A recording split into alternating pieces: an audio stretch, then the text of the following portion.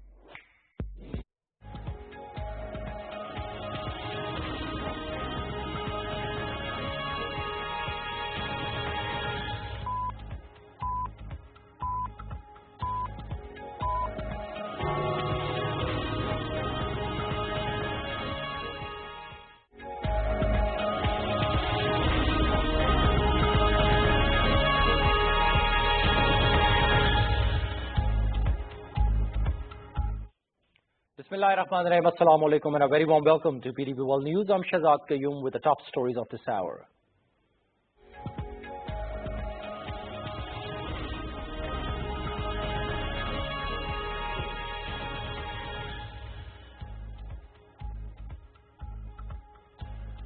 Prime Minister Imran Khan stresses for introducing track and trace system to avoid massive tax evasion in major sectors such as sugar, cement, fertilizers and tobacco industry.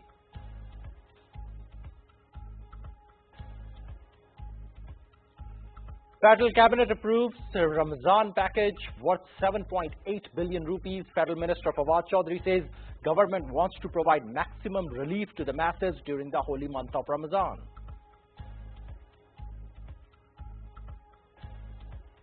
Prime Minister Imran Khan will launch the first of its kind advisory portal set up by the National Security Division tomorrow to engage think tanks and academia in policy making. Government of Khyber Pakhtunkhwa decides to close schools in 9 districts of the province due to surge of corona cases as 58 more people died due to coronavirus while 2,511 test positive during last 24 hours across the country. In Indian illegally occupied Jammu and Kashmir, complete shutdown observed in Shopaiya and Pulwama district against the killing of 2 youth and destruction of houses by Indian troops. U.S. Special Envoy Zalmay Khalilzad discusses the peace process with Afghan leaderships including President Ashraf Ghani in Kabul as gunmen killed 3 security force members in Herat province.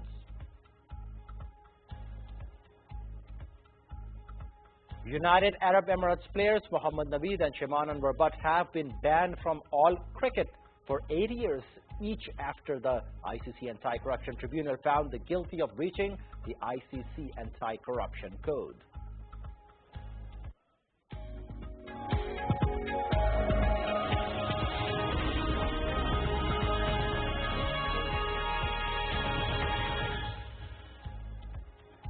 Well, that's all for the moment. For more details and live streaming, log on to our website world.ptv.com.pk. You can find us on Facebook page with the name of PTV World and don't follow to subscribe us. Thanks a lot and have a good day.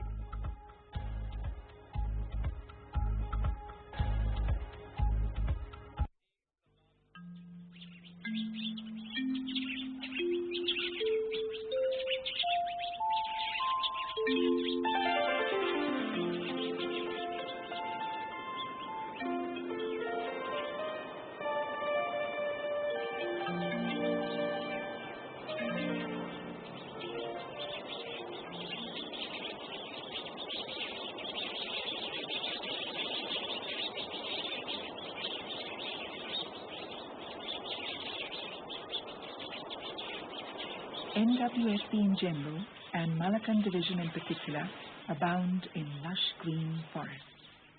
Nature has been bountiful in lending its beauty to the fascinating valley of Swat. One is thrilled and enchanted by the sights and sounds of nature. Because of these evergreen thick forests, awe-inspiring mountain ranges, and amazing waterfalls, the region is known as the Switzerland of the East. The forests of Malakand division spread over more than 1 million acres.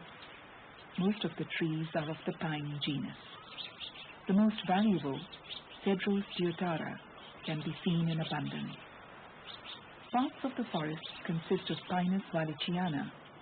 These varieties are locally known as Dyar, Kale and Partal.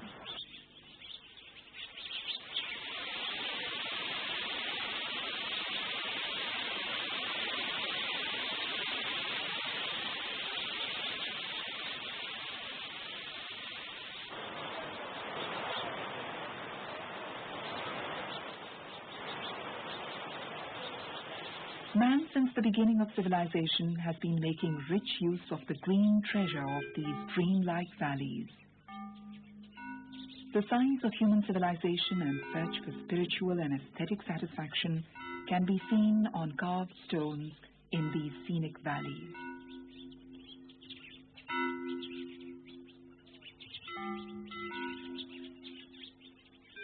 The thick, pine-laden forest has been an eternal source of life and livelihood. The inhabitants of this region make use of the crystal clear water and invaluable pine wood in wonderfully novel ways.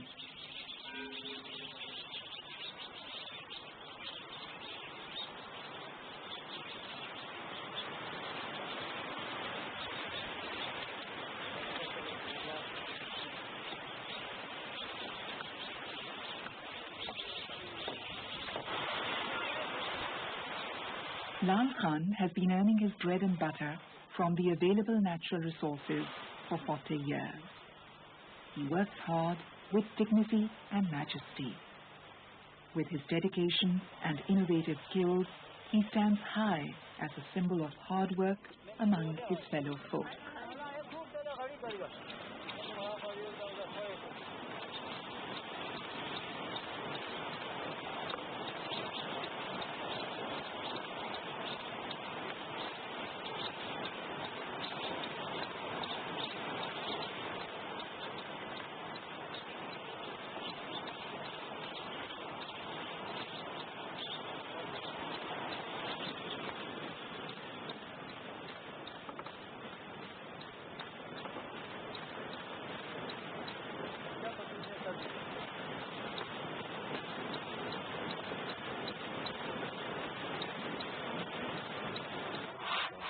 Availability in abundance of the durable pine wood has provided a reliable source of income, employment and livelihood for the inhabitants of the region. As the wood is strong and durable, its use in various constructions guarantees the durability of the building. The creative ability and aesthetic sense of the craftsman has given a unique dimension to architectural design.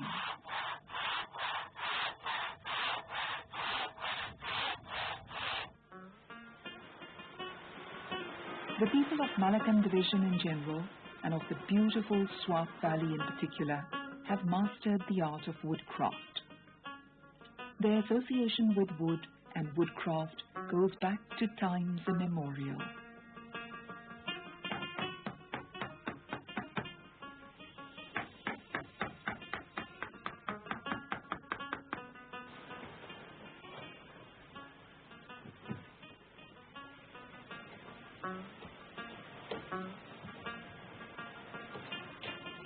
Rahmat Gul and his son Ibrahim have inherited this delicate craft from their forefathers, who no doubt had their links with Kandhara and even ancient times.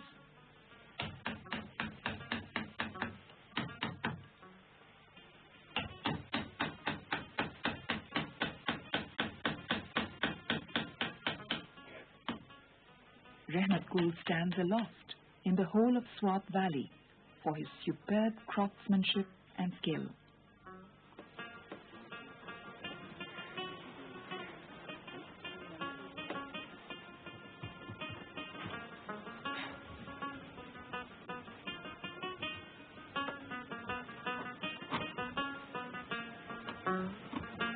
Behind his perfection lies 60 years of hard work, keen observation, and enthusiasm. Years during which he studied and mastered the art and science of woodcraft.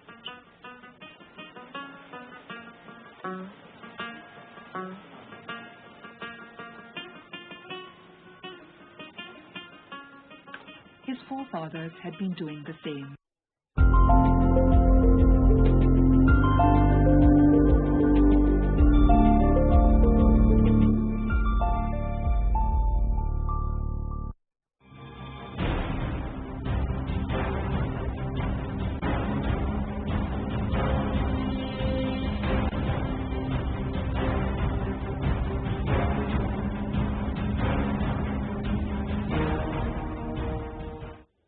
Hello and welcome to Politics Today. I'm Farrukh Pitafi.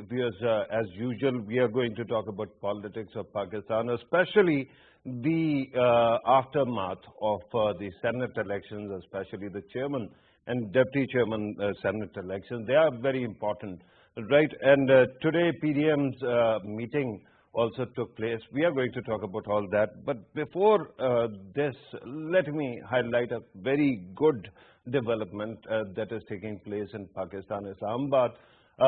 Ideas are very important. And in Pakistan, we have seen that we didn't have the kind of ideas market that is needed.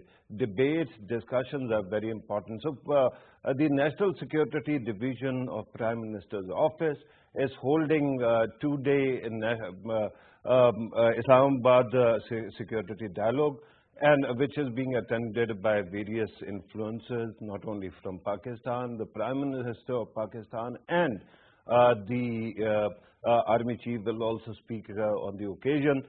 But this event will be addressed by international, experts as well.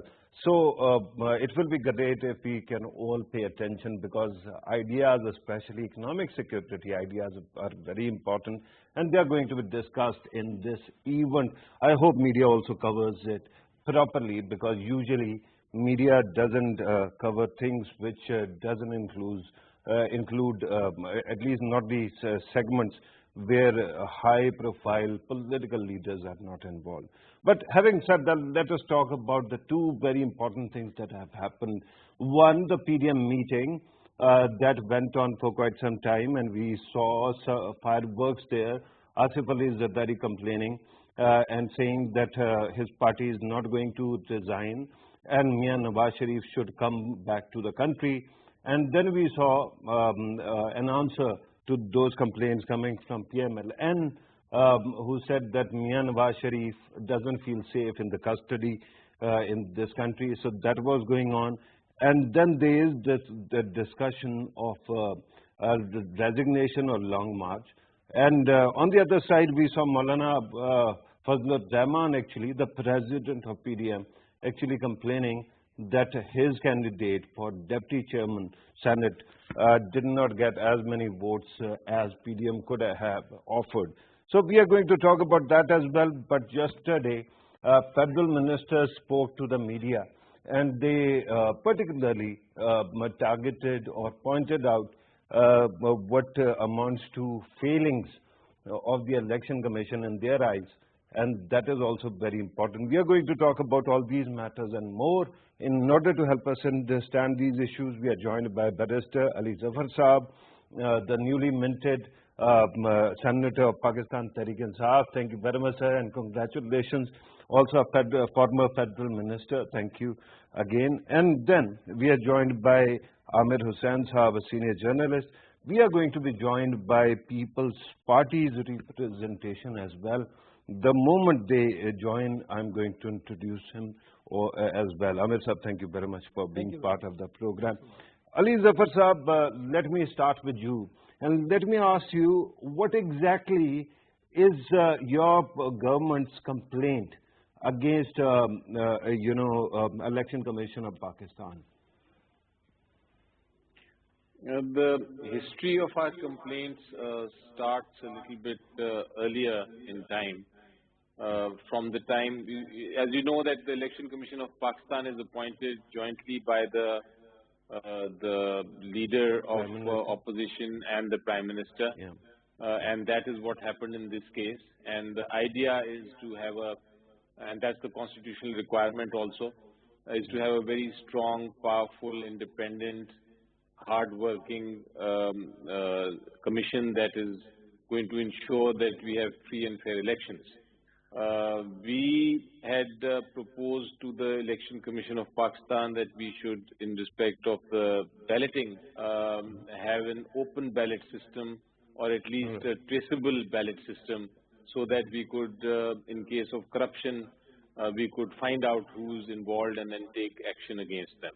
The Election Commission of Pakistan was reluctant. We tried to go to the Supreme Court of Pakistan. Supreme Court of Pakistan, in fact, passed a judgment, an advice, in which they also indicated to the Election Commission of Pakistan that Election Commission of Pakistan, you are required to use technology to make sure that the voting may remain secret, the balloting may remain secret, but at the same time there should be some traceability of those votes. Sorry to cut you, but this latter part of the Supreme Court's opinion, do you think that there's a divide on this, whether it was binding or not? As a legal expert also, because you are one of the best that we have got, do you think that it was binding, the bit about use of science and technology in the elections? It was you see, in advisory jurisdiction, generally they say that nothing is binding, and that's the principle. As Supreme Court of Pakistan is only to advise and answer the questions. But in this particular order that the Supreme Court has passed, I feel that there were also certain directions. Now, those directions can be considered to be directions issued under the power which the Supreme Court has under Article 184, because that is a power that the Supreme Court suo motu can also exercise in matters of elections and in matters of fundamental rights. So I agree with you that there is a debate that advisory jurisdiction is only advisory and not directory, and you don't have to comply with it. But in this particular order, the Supreme Court, I think, went beyond just advising and also passed some directions, perhaps in another jurisdiction which is not the advisory jurisdiction. So coming back to my point. Yes, sir. Please go ahead, sir. Finish that thought. So coming back to my issue. So the Supreme Court of Pakistan also gave those directions. You can call it advice or directions, but let's not enter that debate for the present moment. The Supreme Court also indicated that the Election Commission of Pakistan should do it. The Senate elections were coming up. The government went to the Election Commission of Pakistan, a delegation went to them, and they requested them, please, we have the technology, adopt that in the coming elections. The Election Commission of Pakistan refused to do that. We saw that in that Senate elections, there were again lots of allegations of corruption, videos came out. Then a Daska election happened in NA 75, in which there was an issue on 20 polling stations, or 14 polling stations later. It turned out they had issues and problems because the returning officers came late. And we agreed that yes, there should be elections, or there should be repolling in those 14 stations, but the Election Commission of Pakistan said we will have the election in the entire constituency, which is again something much beyond their powers or what is established law on the subject. So basically then, two aspects. In the Senate election, we went back to them again and we said, look, we've got these videos, you should stop this election and you should investigate and then have a re-election in the Senate election from the Islamabad, from the NAC, from the National Assembly seat. Election Commission of Pakistan said we will not pass any orders and we will only do an inquiry, and which is again being delayed. No, even today, till today, no rules have been framed regarding technology. So basically three concerns, sir. Ali Zafar Sahab, basically three concerns. One, Daska. Second, not use of any technology during the elections. And third, the follow-up and the complaints that you lodged, they were not heard properly. Let me bring in Amir Hussain Sahab. Amir Hussain Sahab, one argument that is being given by at least the pundits is that this politics, before, if you remember, the government just started criticizing election commission. Before that, opposition was actually staging dharnas in front of election commission of Pakistan, and the argument that is being given by some pundits is that Pakistan's polarizing politics is, its burden is so much that if you start pushing this pressure on any institution, it becomes ungovernable. What is your take on this? Well, absolutely, I agree, because there is a concept of separation of powers between institutions that has to be respected by each and every political party. Because whatever opposition was doing was actually trying to assert pressure on on Election Commission to go beyond its mandate, and then the ruling government is also doing the same, because there was an advice coming from the Supreme Court of Pakistan, and it was not binding, but the article number 226 of the Constitution clearly spells out that there has to be secret blood. That was given, right? And that was primarily the government's question. Absolutely. Right. And then because then the Supreme Court jurisdiction was to give an explanation, an interpretation of the ambiguities of law. So there was no ambiguity, and the 226 clearly spells out. So Supreme Court said that it is clear, there has to be a secret ballot, but it advised the first thing was that secrecy is not absolute. Yeah. And that is an amazing that is point. An open to interpretation part. But the spirit was that it is under the ambit of the Constitution of the Pakistan, which has clearly spelled out it.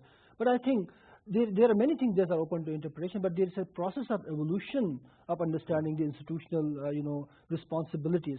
Because Election Commission had multiple pressures coming from. It took the course to ensure that these things happen as per the spirit of the advice given by the Supreme Court of the country. Right. So I think that was something where I think some parties have perhaps overreacted to the fact that there has to be use of technology and all this and that. Yeah, but here's another concern that is big. Various institutions, right from NAB to Honorable Judiciary and then Election Commission, they enjoy a very interesting kind of immunity. That any concern, if you have, appointed somebody, if you want to remove them, you have to go to various fora like Supreme Judicial Council. Absolutely. Do you think that this kind of strength of power actually undermines the idea of autocorrect? Checks and balances? Well, I think it depends upon the spirit and essence of the performance of a particular institution. Because the actual problem starts with unfortunately, from the parliamentary side, not from the other institutions. You see, it is a given mandate out there, but every institution has certain processes and steps defined. So there are due diligence in process. In spirit, later in a spirit, if you want to see things, sometimes in later you can, waver. But in spirit, what the Election Commission was doing was more like to the spirit of the Constitution. I think these different processes may be cumbersome sometimes. Here is a challenge of improving the governance. Yeah, I understand that Honorable Judiciary should enjoy that immunity, but when it comes to the institution of NAB, and when it comes to the institution of Election Commission, it seems that perhaps there could be better for example, there could be a body in the Parliament that could have taken care of this matter. Let me bring in Heather Zaman Qureshi Sahab, senior leader of Pakistan People's Party, was supposed to join us on Skype. I'm told that now he is with us on telephone. Qureshi Sahab, thank you very much, sir, for being part of the program. We can straight away launch into the politics of agitation or confrontation. But I want to actually ask you about Election Commission of Pakistan. What is your party's stand now? Because I remember only a month ago or 2 months ago, PDM was staging sit-ins in front of Election Commission. Do you think that your party and PDM can work with the government of Pakistan to actually improve the quality of electoral bylaws, sir? Thank you very much, Mr. Pitafi. Heather Zaman Sahab, can you hear me? Yes, I can hear you. Thank you very much, Mr. Pitafi. Pakistan People's Party has always believed in a very inclusive and a vibrant democracy. We have always struggled and played our role for the supremacy of Parliament and the Constitution, and we respect all institutions. Having said that, starting from the honorable institution of judiciary to election commission and to other institutions of the state and other functions of the body, government, we feel that if an institution is not acting in accordance with law and constitution, we must point out the anomalies and do a peaceful struggle in all areas where it is absolutely necessary. On the question of election commission, we feel that election commission has conducted the recent by-elections and the Senate elections in a very transparent manner. We don't see any anomaly on the face of record. However, as far as the electoral reforms are concerned, of course, we are always open to all kinds of reforms, in electoral reforms, judicial reforms, constitutional reforms, and administration and civil service reforms, police reforms. That is very encouraging to hear, sir. But since you're talking about, you're actually sharing your opinion, let me ask you, does PDM, entirety of PDM actually share this sentiment? PDM is a composition of political parties who have very divergent views and who have been contesting elections and probably will contest elections in the future, just like we will contest elections against the PDM. Having said that, we try and build up consensus on the minimum working agenda, and the minimum working agenda was that the governance of the government, the inflation, the unemployment, the lack of respect for rule of law were areas where we got together, and the PDM, as per the September 2020 charter, it's playing its role. Now we have some parties who feel that we should immediately go out of parliament. There are some parties who feel that we should not even have gone into the parliament. But Pakistan People's Party believes that all options from the street to the parliament should be assessed and adopted, and there should be a phase-wise struggle, and we have been successful in the parliamentary domain. The recently conducted by-elections, the public pulse is very visible, and we feel that even the Senate election, we have made inroads, although we not achieved the ultimate target. But in politics, you have targets, but sometimes you achieve, sometimes you don't, but you keep struggling. But the election commission, the attack by the political leadership, and particularly the PTI, on the election commission is really strange, because what they did in Daska, they upheld the law and the constitution, and the same has been upheld by the Supreme Court. They have not been given any interim relief, and I'm sure the Supreme Court, once it hears the complete case, they will probably uphold the decision. But if PTI is not happy with a decision or with some action, that they have legal areas to contest it. They can bring in amendments into the election act. Zaman sir, that's a point that you have already made. I'm hoping that you will be able to stay with us throughout the length of this program. Let me go back to Barrister Ali Zafar Saab, because Haider Zaman Qureshi Saab has actually highlighted, flagged many issues. But to the eyes of a neutral or a neutral observer or a common citizen like me, it seems staggering that only a month ago PTI was praising Election Commission and PDM was criticizing it, and now the roles have switched. But regardless, Ali Zafar Saab, you can respond to what was said from the People's Party side. And let me ask you, when are you going to reach out to the opposition for a bouquet of reforms in the election bylaws, sir?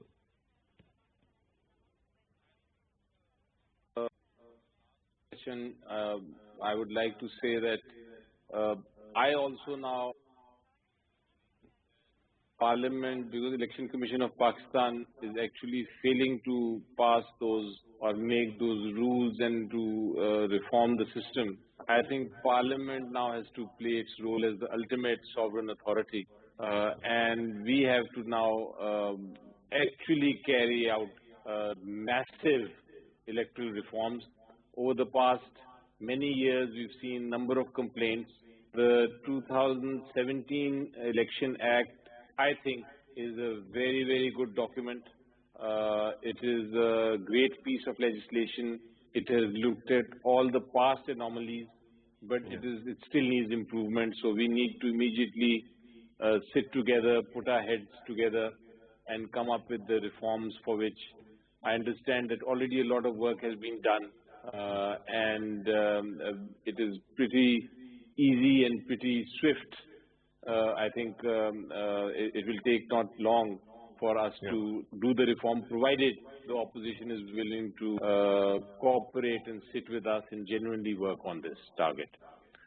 In terms of the, I think in terms of the political scenario, what I have seen today of the PDM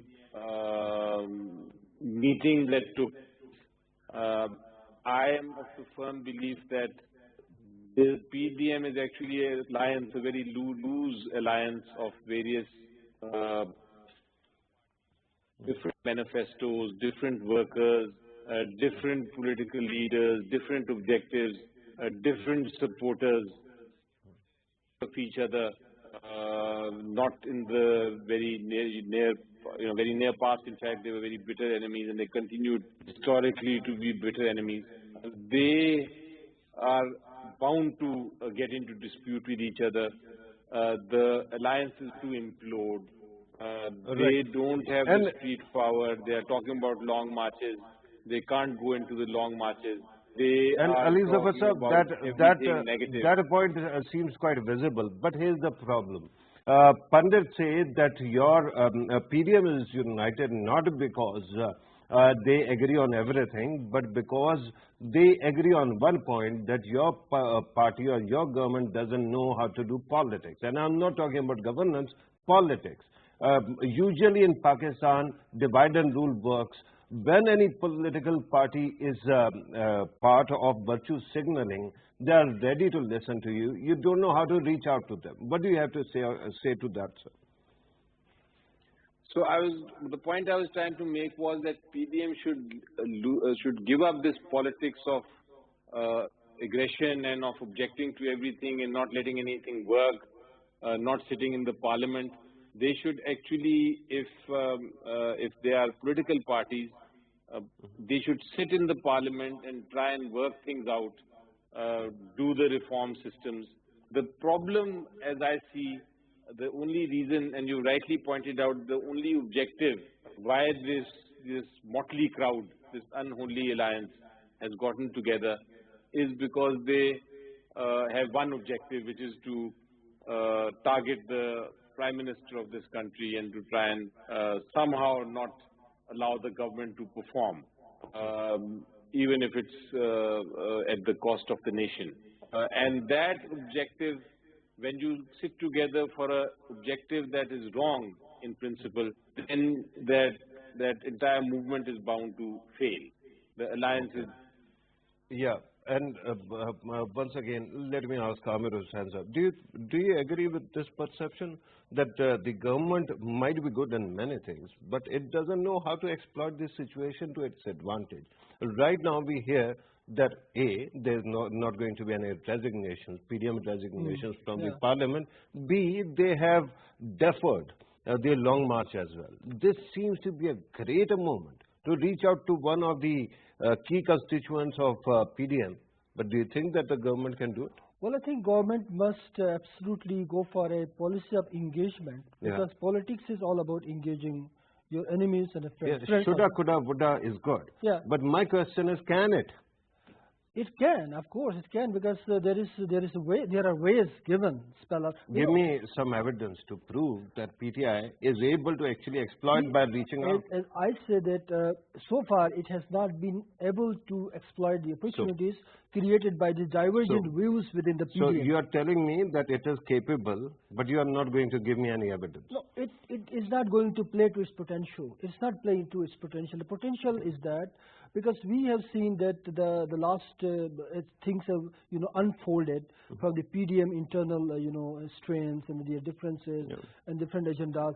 This is the opportunity for PTI to engage at least those who are close to them. For example, those who want to use the parliamentary way to engage, they are ready to engage the government, and the government must. The People's Party seems ready to derail the government, but not the system. Absolutely. And PMLN doesn't mind anything. PLN so there is a clear distinction. Absolutely, because the PMLN is what is its narrative has been focused on derailing the system. It's not very well focused to respect the parliamentary ways of doing politics. Its narrative is primarily about victimhood, right? Absolutely. Okay. So they are playing the victimhood, and I think there is always this space. Even within PMLN, there are certain quarters within the PMLN who would like rather to go through the parliamentary way. Okay. But the mainstream narrative coming from them is different. This is where we have to see the processes of engagement comes in. All right. And this is the area where government can actually make a difference by saying that, well, there is a parliamentary way. If you want to, you want to. Yeah, but you realize that whatever you say, political parties have their interest. Absolutely. And they are not going to compromise on that. Absolutely. And the fact that the parliament is a hung parliament, but there is barely a majority. In that, you'll have to somehow survive the term. Absolutely. And then perhaps go for a bigger mandate and your reform. So is there a possibility of some compromise on self-spoken, principles, like going after everyone corrupt and not sparing or not cutting any deal? I think, this sense that goes out in the public is that perhaps there is some selective accountability. No, I'm not talking about that at all. Yeah. I am saying their narrative. And it seems that PTI is a prisoner of its own narrative. That it cannot compromise with any corrupt people, right? Yeah. And that's why it cannot reach out to people they have been calling corrupt. Absolutely. It doesn't serve their purpose. But the otherwise, even if it doesn't go out, but it is not, I don't have any evidence to suggest that. Okay. Even they are working on improving governance within itself. Okay. If you are doing something that is really helpful to curtail the corruption, then it's okay. If it's not going on, then you have other way to sit back, do some meditation, come forward, and then, think about a new game of engagement with the opposition. Haider Zaman Qureshi Saab, let us talk about politics of PDM. We hear that the long march is delayed, and then you are not resigning from the parliament. So what exactly is PDM's end game? Is it really that loosely aligned a group that might have actually exceeded expectations, and now it is hitting a wall? You see, I'm a bit surprised that all the media discusses is how loose PDM is, how much infighting PDM has in between it, whereas the government is in tantrums. Its allies were not with the government. If you remember, there was a by-Maleer district in Karachi. PTI delegation led by Asad Umar and senior leaders begged MQM to withdraw its candidate. MQM, being its ally, fought the election against PTI. Okay, but on the other side, the devil opposition that is all shown on media, or at least on the press conferences of the government spokespersons, and even now all the ills of this country are as a result of the actions of opposition. The same opposition, PTI struck a under-the-table deal and got 11 senators unopposed from Punjab. That time, PTI did not see any, corruption or any, non-parliamentary practice in any of the opposition parties in Punjab. So you see, PTI is blowing hot and cold. That's not how the way it's done. As far as the election reforms I understand what you're saying, and I respect it as well. But since you said that media is obsessed with PDM's infighting, with due respect, sir, at least yours truly is not. My concern is that when I'm talking to you, I want actually to ask you about your own party and your grouping as well, right? There must be a decision that actually that just took place. So I just wanted you to help us understand what is going on. I am coming to that, but I wanted to clarify. You see what was earlier said about us, that all we want to target is the government and Prime Minister Imran Khan. We want to target a Prime Minister who takes the unconstitutional and illegal vote of confidence, which was just a drama, which had persona non grata sitting in the parliament. So you see, we have to highlight. So PTI would be very happy if we all resign from the parliament and they pass legislation and they do things that are not even written in the constitution. They are quite capable of that. So I'm not coming to go into that. You so just said our plan it was illegal vote of confidence.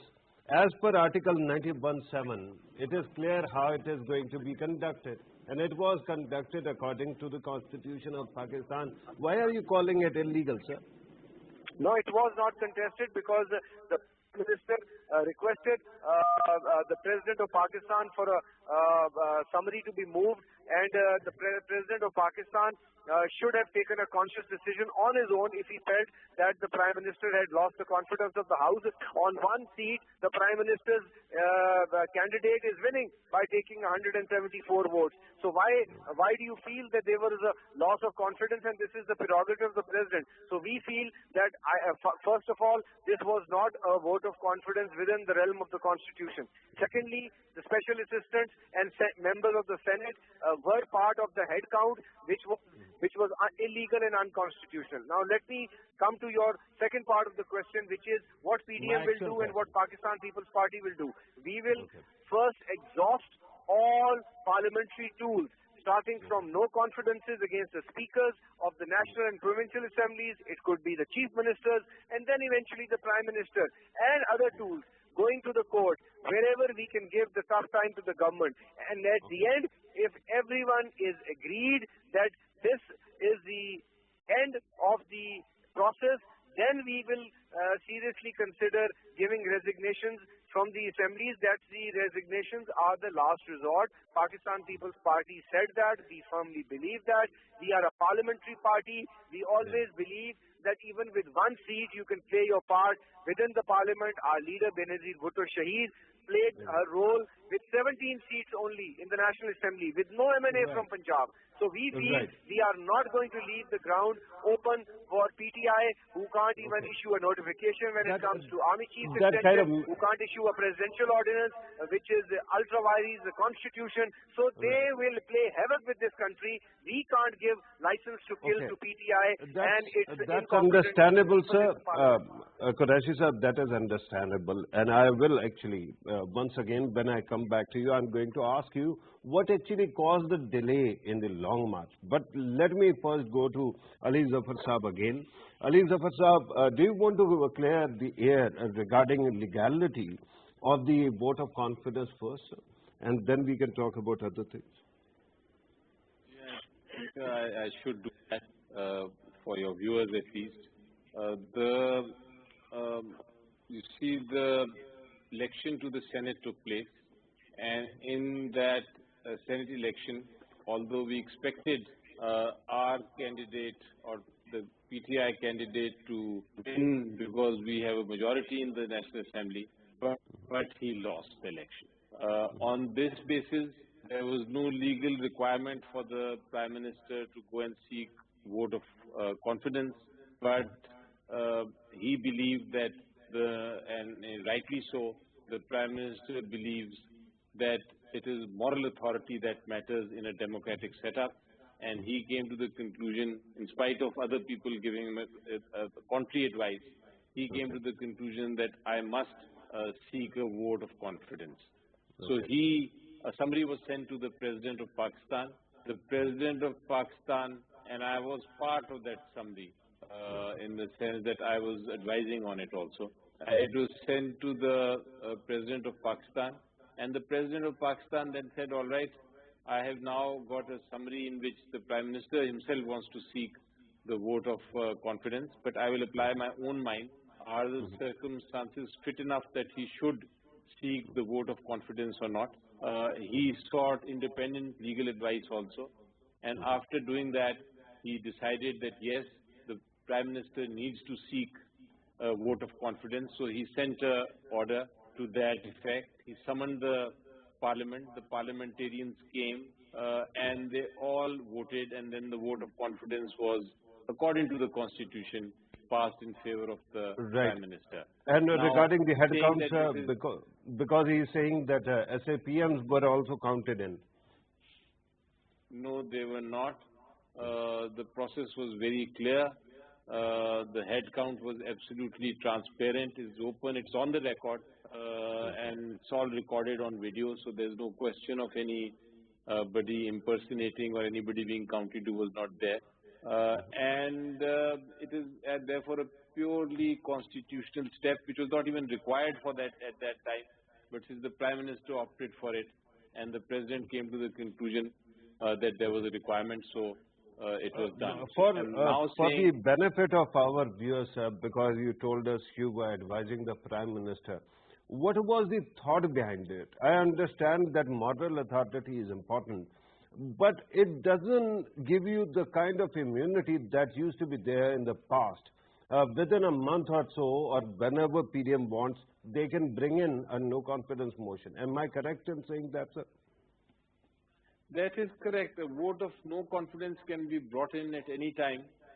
That's what the Constitution says.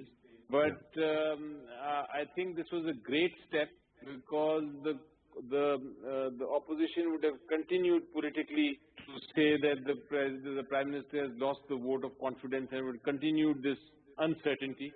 And the Prime Minister said that I want to close this because there are a lot of important things to do. There is economy to tackle.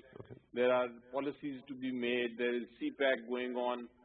There are foreign relation issues. So he was not going to waste his time or the government's time with this kind of propaganda from the opposition. And in fact, the opposition was taken by surprise at that move, because it was, I think, a correct moral step.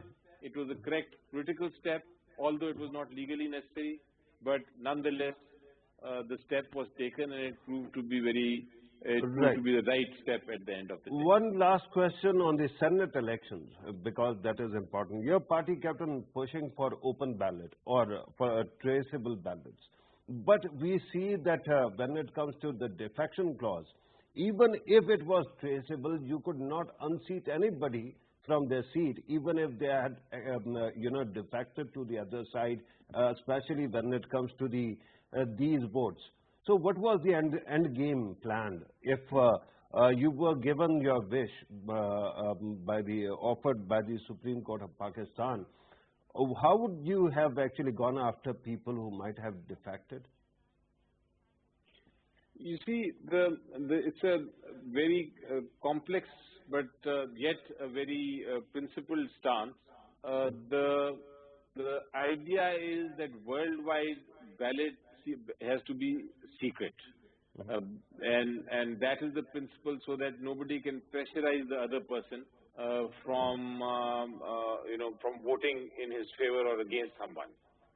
But historically, what we have seen in Pakistan is that in many elections, including in the elections to the Senate and in the National Assembly elections, people have been bought, purchased or induced or even threatened to vote or not to vote for someone, even to cancel their votes. We saw all those videos. So there is now a need that we need to, although the principle is there, it should be secret ballot, but we need to have some way where we can identify and stop these malpractices.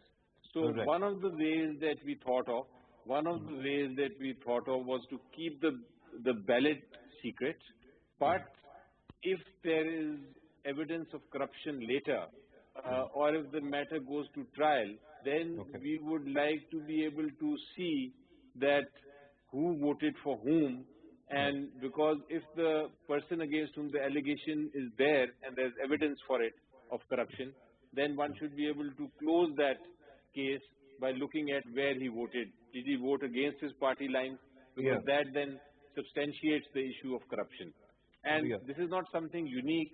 This has been, I understand, this has been used in Estonia, for instance, this traceable ballot system.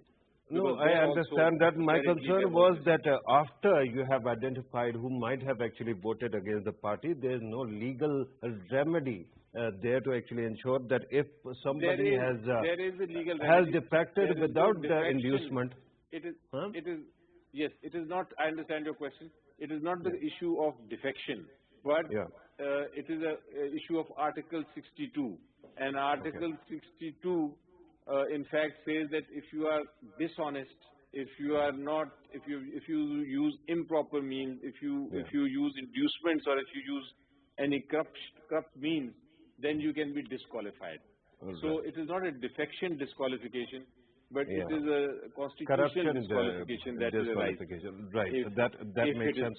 I'm told that we are left with 3 minutes. So conclusion, sir. Well, I think it is now time, I think, for every political party to think about a larger parameters of engagement, trying to build something better for the people of Pakistan. The democracy is in complete tatters now. And, how is that so? Because there is no, I don't see any engagement. People don't see anything coming out in their that's a very harsh thing to say. Well, that democracy is in tatters. Harmony might be, but democracy is not. Because, you know, I mean, this is the feeling of people that is coming forth. So we have to address those. Though we have democracy and we are hopeful, we are optimistic that democracy will work. But there are political leadership and political parties must ensure that it works properly. They should find a way to work together. Haider Zaman Qureshi Sahab, your conclusion, and you can add whatever you want, sir. Please go ahead. Qureshi Sahab, are you with us? Okay. He seems to have left. Let me very quickly ask Barrister Ali Zafar Sahab to conclude. And then I'm going to, bring the program to an end. Ali Zafar Sahab, your conclusion, sir. My conclusion, of course, is I think everybody's wish, which is that we would want to see political harmony. We would want to see actually parliaments functioning in terms of making laws. We'd like to, the policies, economic policies of the government are already in place. We would like to now see them working for the betterment of the country and the people. And I think with those wishes, I would also lastly add that I see the end of PDM in the very near future. And once that end comes and these parties actually come back to Parliament and start working with us, we will certainly welcome them to that extent. But at the same time, right, Ali Zafar Sahab, I'm told that we have run out of time. Thank you very much for your precious time and your contribution to the program. Let me also thank Haider Zaman Qureshi Sahab, who was earlier with us in the program, and then I think we lost touch with him. Amir Hussain Sahab, always great having you in the show as well. I'm not going to take a lot of your time, just only one aspect. PDM's future, if people are thinking that it is going to go away, actually is going to be a little bit different, because it seems that no matter what, in the end, PMLN always compromises. Why? Because it doesn't have too many ways actually to work against the system. It seems that Asif Ali Zardari somehow has established that he is going to be the thinking brain in the party. Regarding the government, those who were thinking that the government is going to fall are now have emerged saner after what happened in the Senate elections. But at this moment, nothing is set in stone. The government keeps on doing its work, and that's why people think that it is going to complete its term. But never write off the PTI government, never write off PDM. This is conclusion of this program. Thank you very much for being part of the program. Thank you very much for watching. Take care.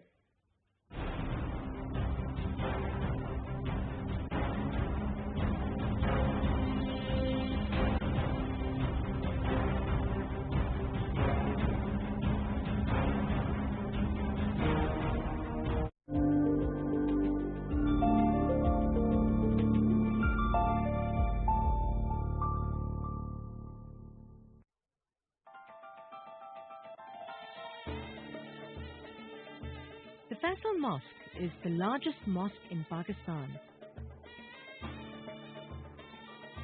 Located in the national capital city of Islamabad. Completed in 1986, it was designed by Turkish architect Vedat Daloki to be shaped like a desert Bedouin's tent.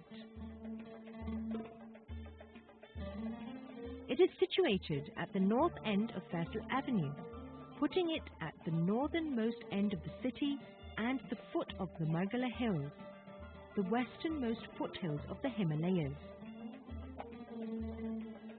It is located on an elevated area of land against a picturesque backdrop of the Margala Hills.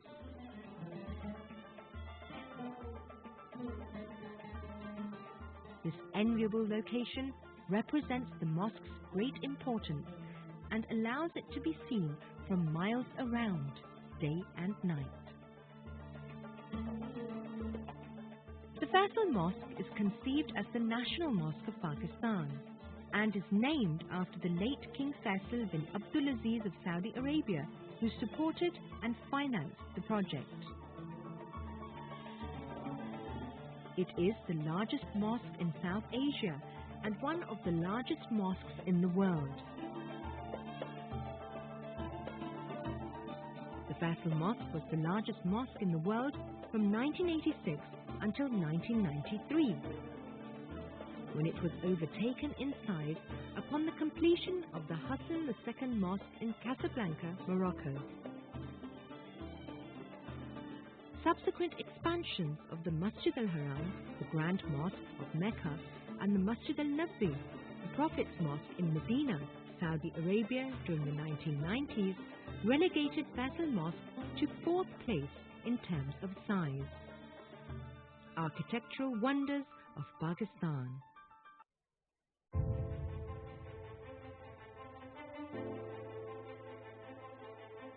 Margala Hills, the heaven of Islamabad. The abode of God, a place where you can explore your soul and meet power of natural elegance of mountains. Spread over an area of 12,605 hectares, the Margala Range, the foothills of Himalayas, are youngest hills with an age of 5,000 years old.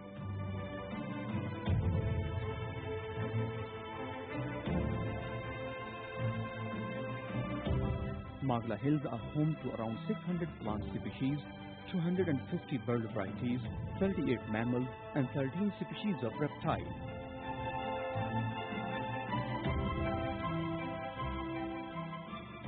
Margala Range is characterized by many valleys, scenic spots, and beautiful water streams, especially in the monsoon months.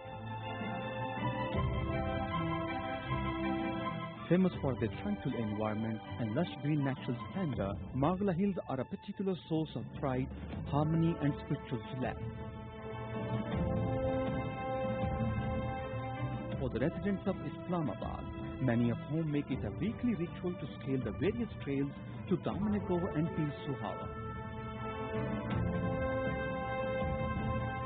Margala Hills send up its visitors with lasting trail of memories to relish in solitude and quite an escape from the relentless rhythm of life.